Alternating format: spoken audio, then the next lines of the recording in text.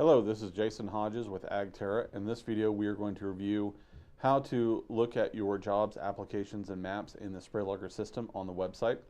Once you log in to SprayLogger.agterra.com, you'll be at the home page. From here, you can see jobs and maps. Once you click on this link, that'll take you to all your jobs that you have in SprayLogger. You can go to any of them, hit the map tool in order to view a quick map of the location and of the job. You can use the plus and minus button here on the top left to zoom in and zoom out. From here, you can also use the print tool to print this off. When you're done, you can hit the X button to exit out of it. To view the applications in that job, you can hit the edit tool. And from here, you'll see your job details, what's job ID, customer name, and any additional comments.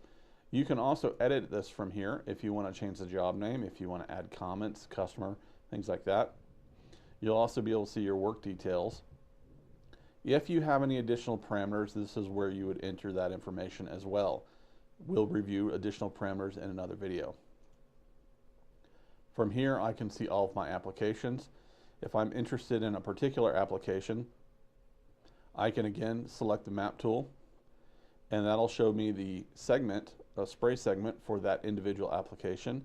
Again, I can zoom in and out or hit the print button. I also have the ability to view the application just like I would view the job by hitting my pencil tool. From here, I have access to the application, and I can go ahead and edit this as needed. We'll go over that in another video. Once I'm done with my changes, if I've made any adjustments to the job name or customer name, I can hit save. I can also delete this if I want to, or I can actually start and create a new application. This is especially helpful if you've made a mistake on an application and you want to merge applications. You have the ability to do that by doing that here, and we'll go over that in another video. Again, thank you very much. This has been Jason Hodges on how to view jobs and applications within SprayLogger.